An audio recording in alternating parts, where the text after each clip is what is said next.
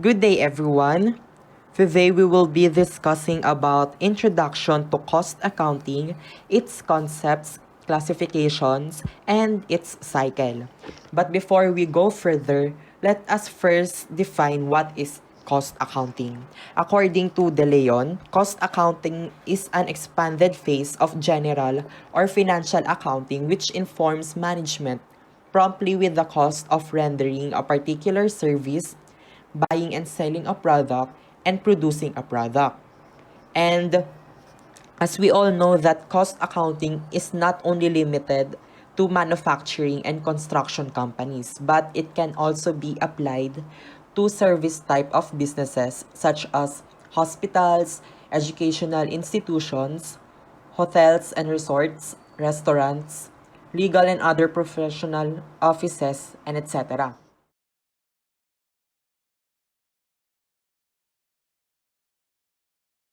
It provides information on a company's cost and may be used for both internal and external purposes.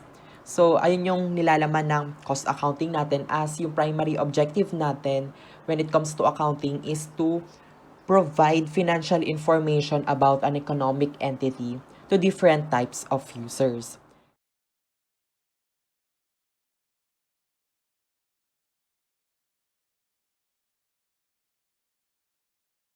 According to Rante, there are several uses of cost data. First is in determining product and service costs and in setting prices for the products and services. Next is yung these costs information also help the management in deciding whether to maintain, to reduce, or to increase the selling price of the product to have fair competition in the market. So, ibig sabihin ito na cost accounting helps the management whether they should increase the selling price para ma-maximize yung profit and at the same time, ano yung mga actions na kailangan nilang gawin para ma-reach yon without accumulating too much costs and without compromising yung quality ng product na binibigay nila sa market. And lastly, cost data help management in gathering the data needed to determine product costs and thus generate meaningful financial statements and other reports. So, as we all know na yung manufacturing business, it contains three types of inventory. Raw materials inventory kung saan we buy products from suppliers. Next is we process that product through work in process inventory. And those products that are finished, pumapasok sila sa finished goods inventory. And kapag na-sold, pumapasok siya sa cost of goods sold statement natin.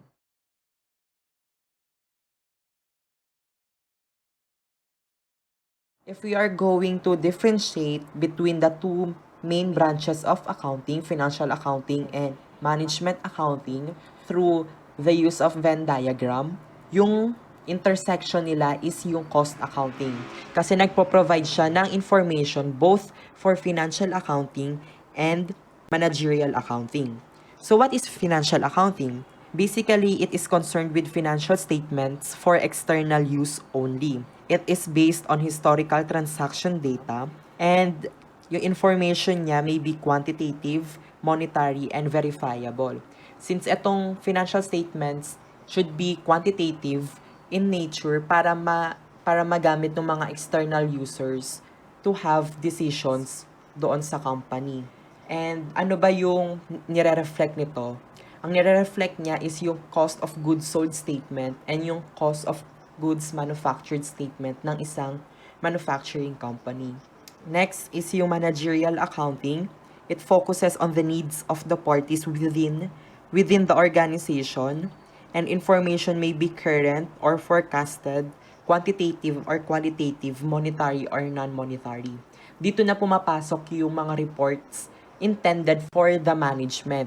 So, hindi siya quantitative in nature lang and can be composed of qualitative reports kung saan doon ine-explain ano yung mga kailangan na ano yung mga certain characteristics as to direct materials, ganyan, para ma-reach nila yung objective ng company na ma-maximize yung profit without compromising the quality and accumulating too much costs. So, ayun yung trabaho ng cost accounting. Nagsiserve siya for both branches of accounting. So, if we are going to differentiate the manufacturing and merchandising operations, dun natin makikita yung pinagkaiba nila, particularly sa inventories. Kasi sa merchandising operations, madali lang ang pagkuha ng cost of goods sold because ang ginagawa lang naman natin is bumibili tayo ng product and then binibenta rin natin. So we can get the cost of goods sold by adding the beginning merchandise inventory by the total purchases and by deducting the ending merchandise inventory. Ganun lang kadali yung pag-compute ng cost of goods sold sa merchandising operations. However, sa manufacturing, mas pinakomplikado dahil meron tayong three types of inventories and meron din tayong product costs na naglalaman ng direct materials, direct labor, and factory overhead. So before we arrive sa cost of goods sold, ang ginagawa muna natin is hinahanap muna natin how much is the direct materials used by adding the beginning raw materials inventory, the purchases, and by deducting the ending raw materials inventory or kung binigay sa problem yung indirect labor, i-deduct din natin yun para makuha yung direct materials used. And then, i-add natin yun sa direct labor and manufacturing overhead para makuha yung total manufacturing costs. And then, yung total manufacturing costs na yun, i-add natin siya sa work in process beginning kung meron man. And then, we will be having total costs to account for. Ileless natin yung ending work in process kung meron man para mag-arrive tayo sa cost of goods manufactured. Ito yung cost of goods manufactured na to. Ito yung mga natapos natin for that current period. I-add natin siya sa beginning finished goods inventory kung meron man para makuha yung total cost of goods available for sale, and then i-deduct natin yung finished goods ending para makuha yung cost of goods sold. Ganun yung kinaibahan ng manufacturing operations sa merchandising. Para mas lalong maintindihan natin yung concepts ng costs, kailangan muna natin malaman ano yung iba't ibang cost terms. First is yung cost. Yung cost is defined as measurement in monetary terms of the amount of resources used for some purpose. When notified by a long term that defines the purpose, it operational, such as selling costs, acquisition costs, variable costs, among others. So yung cost na to is a measurement kung saan naka-particular siya sa kung ano yung purpose ng cost na yun. Halimbawa is yung cost of raw materials, costs of labor, costs of overhead, etc. However, yung cost object naman is a product or department for which costs are accumulated or measured. For instance, a product is the cost of object for direct materials, direct labor, and manufacturing overhead. Ang factory maintenance department, siya yung cost object ng cost of the maintenance employees and the maintenance supplies. Another is yung cost accumulation. Yung cost accumulation, ito yung pagko-collect natin ng cost data in organized way through an accounting system. Yung two basic product costing system natin ay yung job order costing and yung process costing. Yung job order costing, ito yung sistema kung saan ina-allocate natin yung costs for two groups of unique products, meaning magkakaiba to ng outputs or products kasi nakabase to sa exacting specifications ng customer. Halimbawa nito is yung pagmamanufacture natin ng mga customized designs to tumblers, mugs, t-shirts, etc.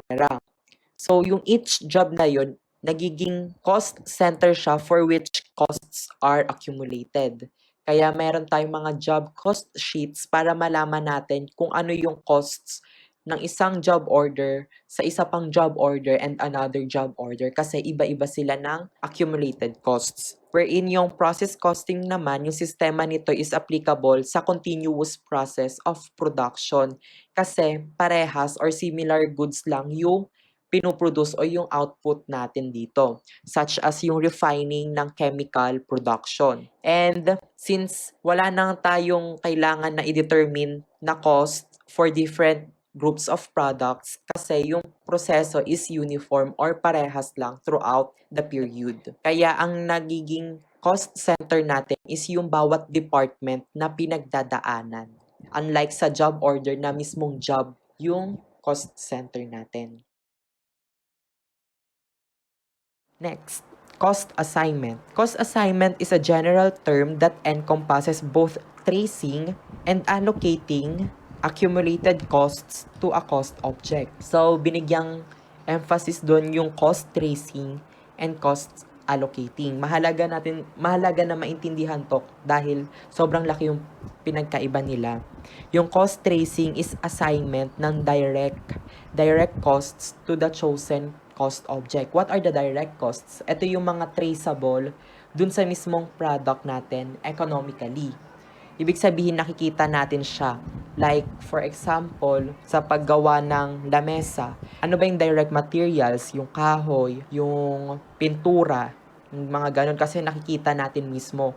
Yung direct labor is yung mga mismong gumawa ng lamesa. Kung sino yung nagpukpok ng lamesa, sino yung nagliha at nagpintura. Ayun yung direct labor. And tinitrace natin yung cost na yon. On the other hand, yung cost allocating are for indirect cost naman. Yung mga indirect na to is yung mga hindi natin natitrace or hindi natin masyado makita economically dun sa mismong product or what we call as common cost. These are distributed or allocated.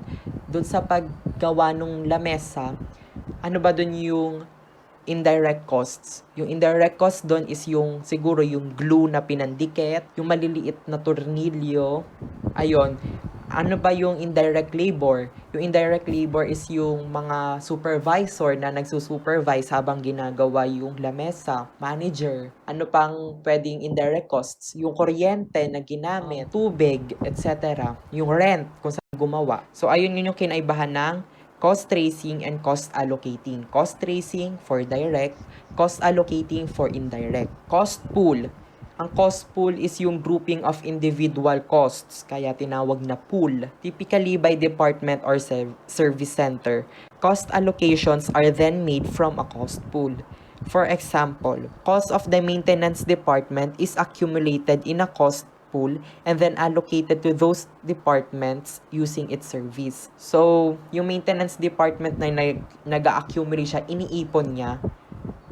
And then, sino bang gumamit nung maintenance department na yon? Doon ma-allocate yung cost na nandun sa mismong cost pool. Yung cost pool are commonly used for the allocation of production overhead to units of production, as required by several accounting frameworks. They are also used in activity-based costing to allocate costs to activities. So, matatalakay natin in succeeding lessons yung activity-based costing kung saan meron doong cost pool kung saan dinidistribute kung ano yung naka-accumulate doon sa isang pool sa mga activities na nagawa ng isang department. Next is yung cost driver. Cost driver is yung unit of an activity that causes the change in activity costs. So, yung cost driver, kahit anong factor siya, basta nagkaka-cost siya or siya yung nagiging dahilan para mag-change yung cost ng activity. Kaya siya tinawag na cost driver. Last is yung activity which refers to any event, action, transaction, or work sequence that incurs costs when producing a product or providing a service. Ang activity, yun na yung mismong proseso kung saan yung proseso na yon is nag-accumulate ka ng cost. Kaya tinatawag siya na activity.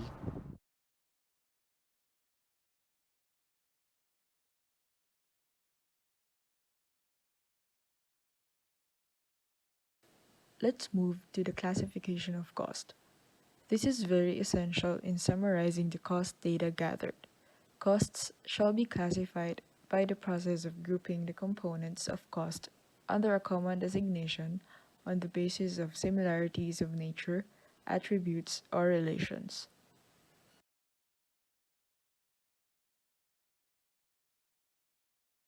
First, cost is classified by function. The elements of product cost in a manufacturing business are the materials, labor, and manufacturing overhead. Materials includes the raw materials and other factory supplies used in manufacturing operation. Materials are classified as direct materials and indirect materials. Sa direct materials, ito yung mga traceable doon sa product or yung madalas na evident na material na ginagamit sa paggawa ng product. Example is the metal frame and the lumber used in manufacturing a chair and the cloth used in manufacturing clothing. Indirect materials naman is yung mga ibang kasama sa paggawa ng materials pero hindi directly included doon sa product. These are relatively small in relation to the cost of all other raw materials. Example nito is yung mga glue, lubricating oil, nails, and others.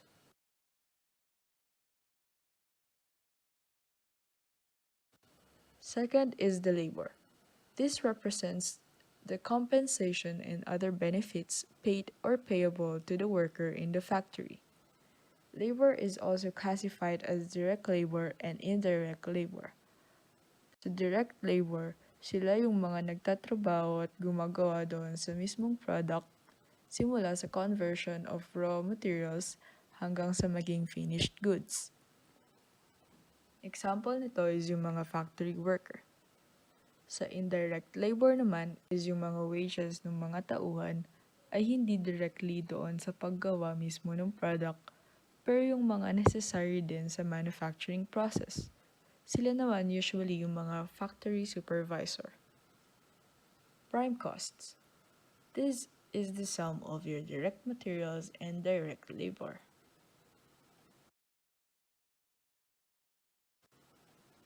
Third sa manufacturing cost or product costs is yung manufacturing overhead.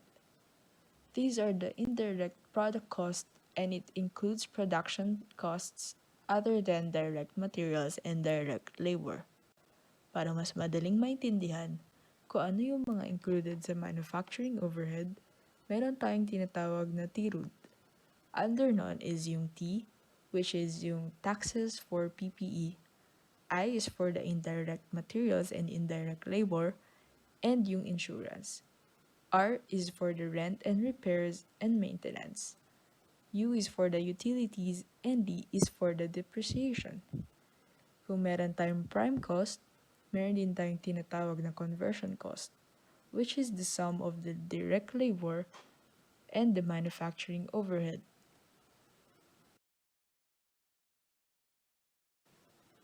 Another cost classified by function is the non-manufacturing cost or period cost. Period costs are the operating expenses that are associated with time periods, rather than with the production of goods and services, charged directly to expense accounts on the assumption that their benefit is recognized entirely in the period when the cost is incurred. They are non-manufacturing costs and non-inventoriable costs. Under these are the general and administrative costs and marketing and selling costs. General and administrative costs are associated with the general administration of the organization that cannot be reasonably assigned to either marketing or production. Ito yung mga expenses na hindi related to production but related to administrative offices. Example nito is yung mga executive personnel salary, offices, and utilities expenses. Marketing and selling costs are costs of getting and filling orders. Ito yung mga expenses related to selling of the goods and services. Example is yung salary of sales personnel and delivery expenses.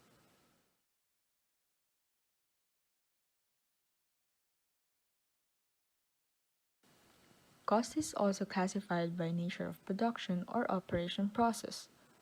Under these are the joint costs and process costs. Joint costs are incurred in a single process that yields two or more products. Ito yung mga production costs na nai-incur hanggang sa ma-identify separately yung lahat ng meron sa isang product. One product cannot be manufactured without producing others. Out of a single product, one or two or more products are made. Example is yung mga nasa agriculture industry and food industry. Process costs or operation process where goods are produced or services rendered from a sequence of continuous or repetitive operation or process during a period. These are a series of connected manufacturing process or departments. Ito yung nagpo-produce in a continuous fashion ng mga similar products na malaki yung volume, like yung mga production ng ice cream and soft drinks.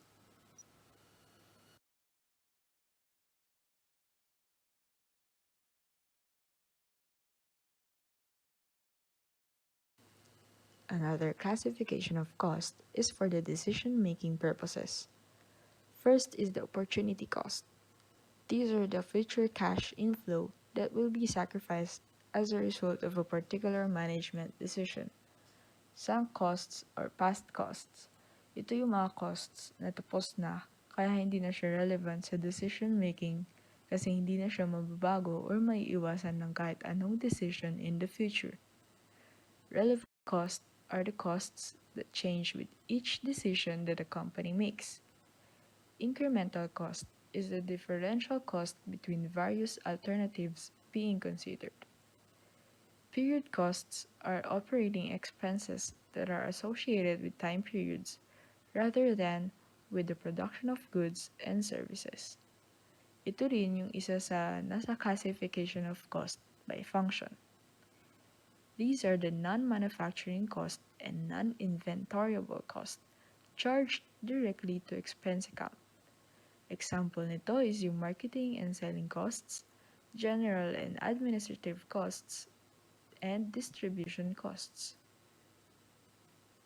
Product costs is the accumulated cost of direct materials, direct labor, and manufacturing overhead summarized in a work in process account. This is also included sa cost classified by function. At the end of the period, the cost of completed goods are transferred to the finished goods account.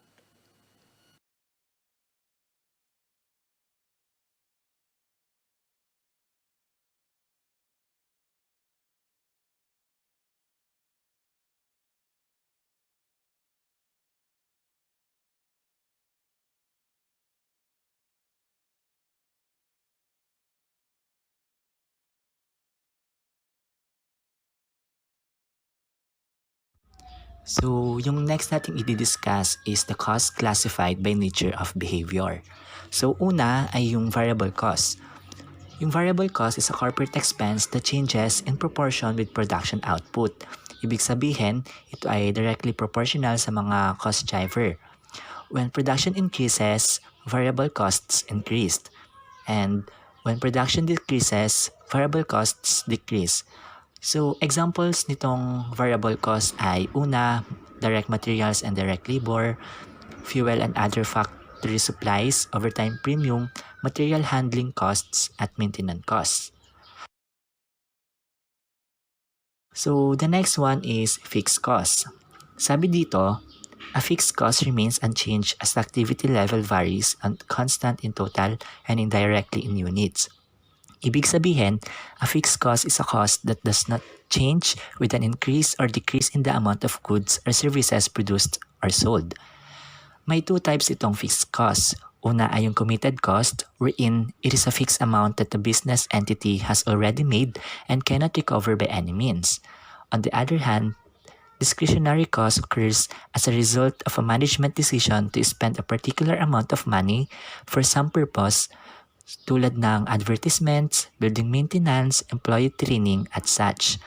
Yung pinagkaiba nitong dalawa is that committed costs can be changed only by major decisions with long-term implications.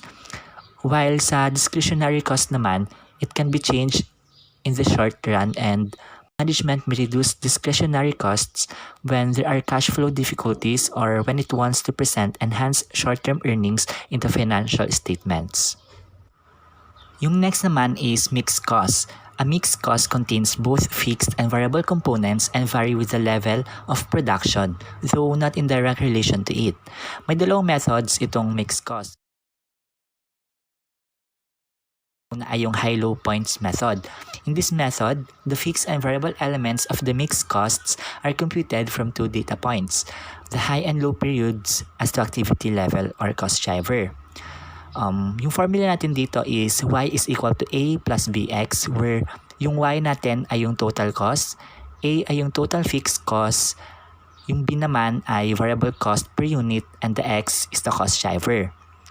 Para makuha natin yung variable cost per unit, yung formula is highest activity cost minus lowest activity cost divided by highest activity units minus lowest activity units.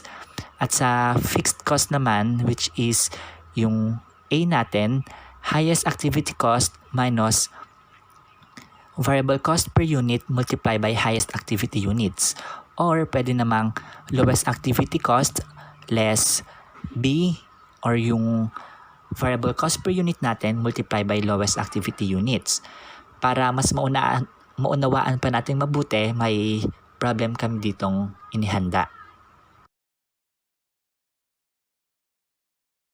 So yung problem is, Myrtle Enterprise is preparing a flexible budget but wanted to know its expenditures from their electricity, which is the ceiling point, and that it fluctuates and when it becomes constant.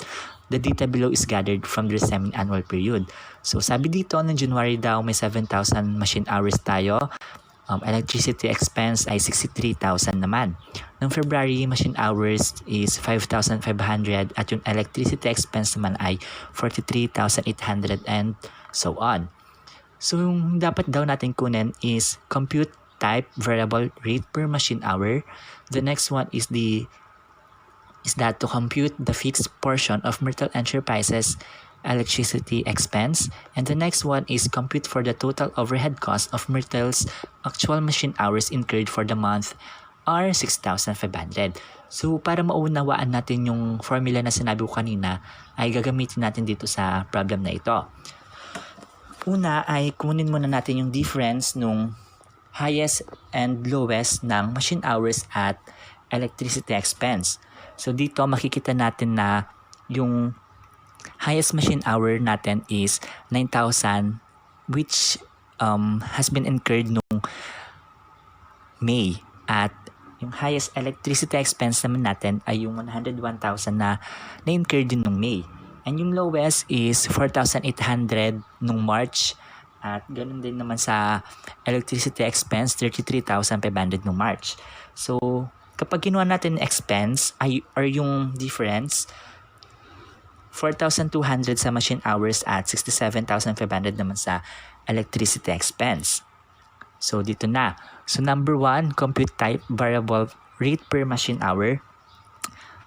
Para makuha natin yung variable cost per unit ay i-divide natin yung 67,500 sa 4,200 na nakuha natin kanina.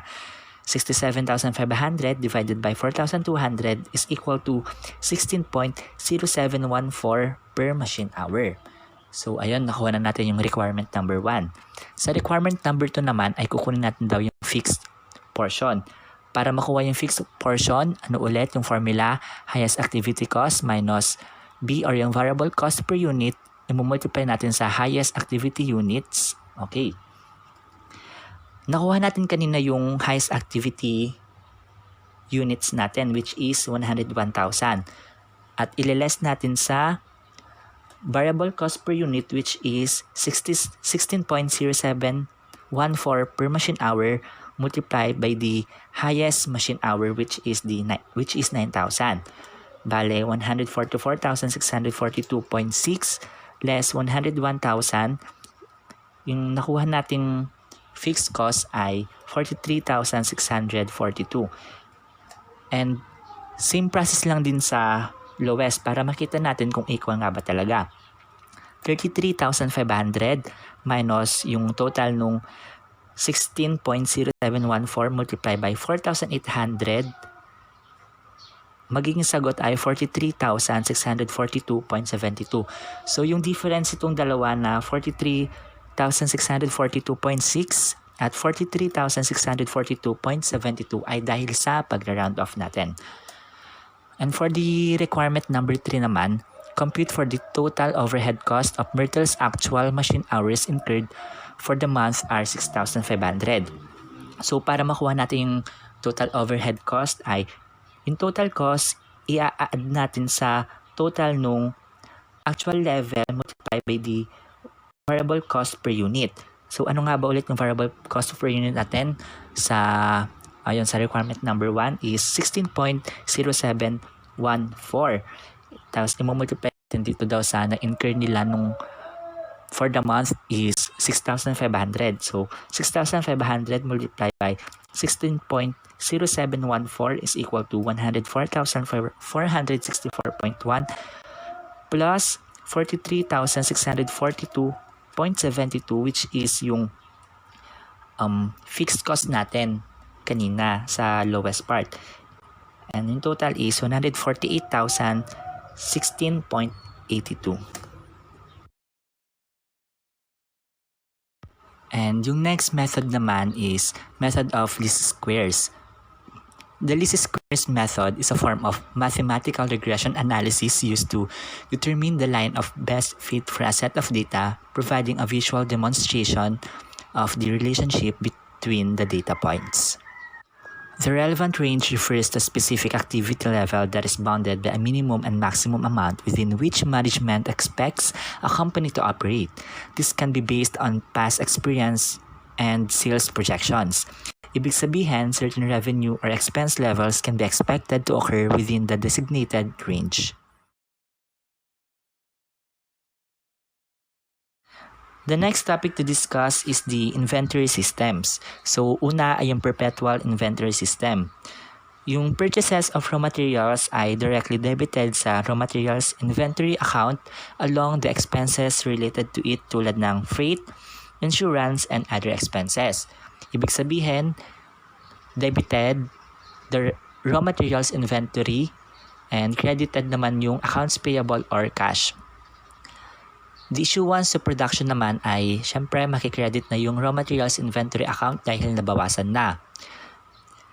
This system provides a running balance of the raw materials available for use and this is reflected in the stock card maintains for each type of materials. So yung inventory costing naman dito sa perpetual inventory system ay yung inventory beginning plus purchases ay magkakaroon tayo ng raw materials available for use. At kapag niless natin yung raw materials issued, ay yung makukuha natin ay yung ending inventory na ng business.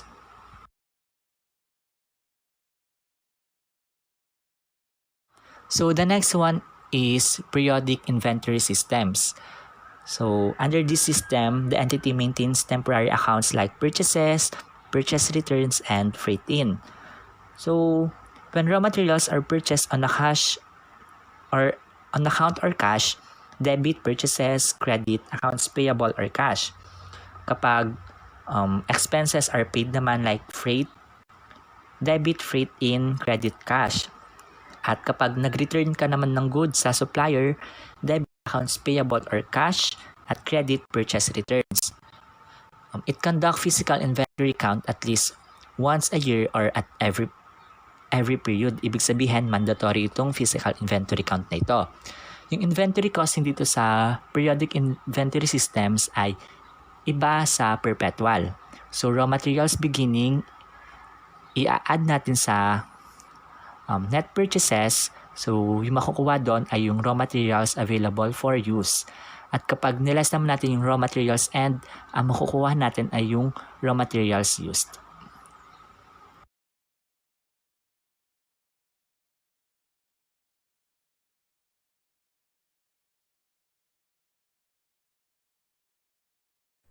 As what have been discussed before, manufacturing is the process of converting materials into finished goods by using labor and incurring other costs, generally called manufacturing overhead. Overhead costs include utilities, supplies, taxes, insurance, and depreciation.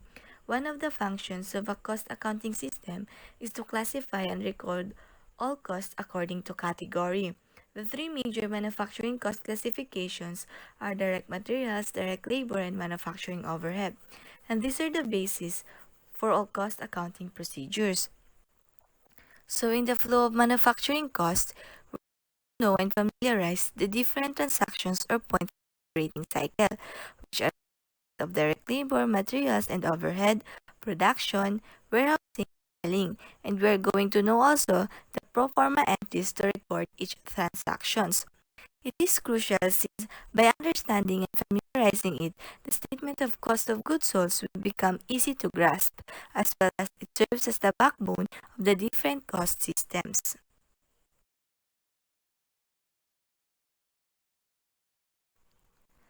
First on the list is the purchase of raw materials, since the manufacturing process starts from the time that raw materials are purchased. Most manufacturing companies use a perpetual inventory system, which purchases and issuance of raw materials are recorded directly in the raw materials inventory account as they occur, instead of a purchases account. The manufacturing companies maintain a subsidiary ledger of raw materials inventory accounts, one for each type of raw materials. When the journal entry is posted to the general ledger account, the individual inventory accounts in the subsidiary ledger are also updated.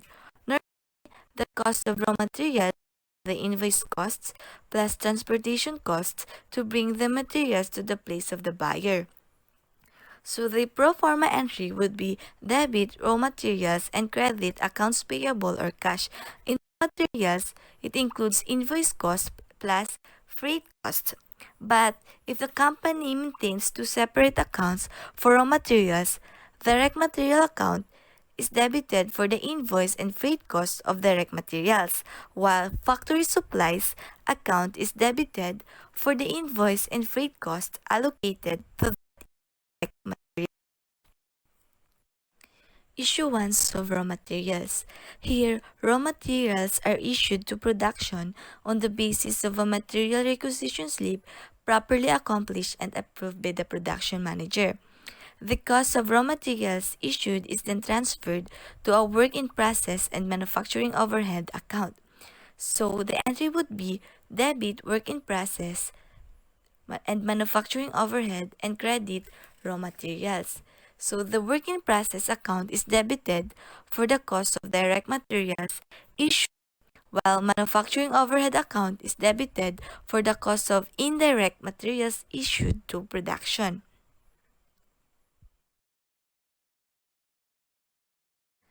There are times that materials issued to the production department are in excess of the requirements, so the unused materials are returned to the storeroom.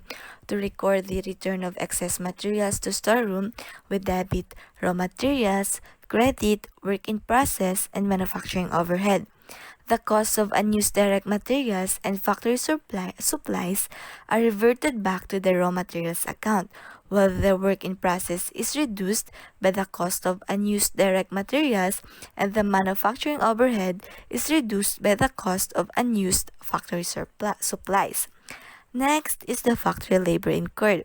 The compensation of factory workers and other workers in the factory, like the supervisors, janitors, maintenance personnel, and inventory clerks, is temporarily accumulated in a factory payroll account at the time it is incurred, whether paid immediately or not. The compensation normally includes basic pay, 13th month pay, cost of living allowance, performance bonuses, and other form of compensation given on a regular basis. To record this, we debit factory payroll in gross amount, credit accrued wages payable or cash, withholding tax payable, SSS premium payable, and PhilHealth payable. After the factory labor is incurred, next is the distribution of factory labor. Upon sorting to the time tickets of the workers in the factory, the accountant will make an entry to segregate the direct labor and indirect labor costs. The salary of direct laborers or factory workers is debited to work in process account, while the salary of indirect laborers like the production manager, supervisor, raw materials inventory clerk is debited to manufacturing overhead. The entry to distribute the factory payroll is debit work in process for the direct labor, debit manufacturing overhead for the indirect labor, and credit factory payroll. Next is the manufacturing overhead incurred. The actual overhead cost in production is charged to manufacturing overhead account at the time it is incurred. Other manufacturing costs such as expired insurance and depreciation of factory plant and equipment are charged to manufacturing overhead account only at year end when adjusting entry is prepared. The debit side of this account is used to accumulate actual overhead incurred, whether paid or not. So the entry to record the actual overhead incurred is debit manufacturing overhead in total and credit all the manufacturing costs incurred like accumulated depreciation, prepaid insurance, cash, or accounts payable if not paid. Now we're going to charge the actual factory overhead to the job. At the end of a given period, the actual overhead is transferred to the work in process account if a company adopts the actual costing system of accumulating costs. The entry to transfer the total cost to production is with debit, work in process, and credit manufacturing overhead. Next is the completion of job. In a completion of the production process, the accumulated cost of production summarized in a work in process account is transferred to the finished goods account. The entry to record cost of goods completed is with debit finished goods and credit work in process. After this entry has been posted, any balance remaining in the work in process account represents the cost of uncompleted jobs during the period, which will be seen in the statement of financial position as work in process inventory account at the asset side. Last is the sale of completed job. Here we have two entries. First is the entry to record a sale, which we debit accounts receivable or cash and credit sales. We use accounts receivable if the buyer did not pay in cash upon the delivery of the goods. Next is to record the sale. So we debit cost of sales and credited finished goods inventory. Like in the completion of the job, any balance remaining in the finished goods account represents the goods that is unsold during the period and could be seen in the statement of financial position as finished goods inventory account at the asset side. At the end of the year, the flow of all manufacturing costs incurred during the year is summarized in the statement of cost of goods manufactured and sold. So it summarizes the total production cost, the direct labor, and the overhead that transform the materials into work in process inventory. When the work in process inventory is completed, it becomes finished goods inventory. Finished goods inventory is the only inventory that is ready to sell. The cost of the finished goods inventory become cost of goods sold on the income statement. It seems like complex, but it can be pieced together in 4 steps.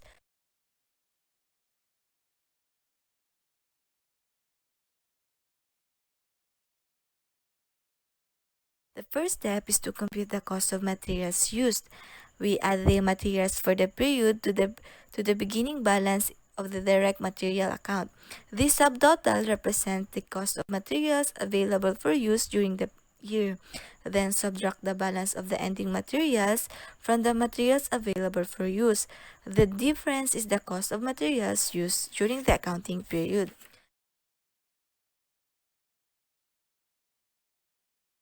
The second step is the computation of the total manufacturing cost for the year.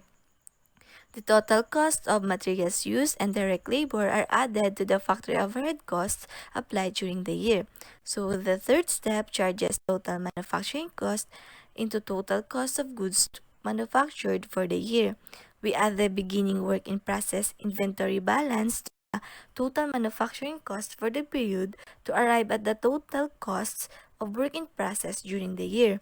From this amount, subtract the ending work in process inventory balance for the year to get the cost of goods manufactured. The term total manufacturing cost must not be confused with the cost of goods manufactured. Total manufacturing costs are the total cost for materials used, direct labor, and factory overhead incurred and charged to production during an accounting period. So the fourth step is the computation of the cost of goods sold during the year. The cost of goods The cost of goods manufactured is added to the beginning balance of the finished goods inventory to get the total cost of goods available for sale during the period.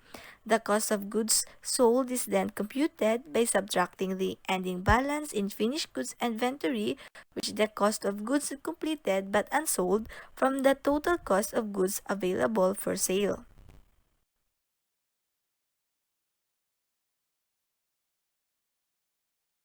The basic objective of cost accounting is the determination or accumulation of a product's cost for inventory valuation and income determination. So the following systems may be used in accumulating a product's cost.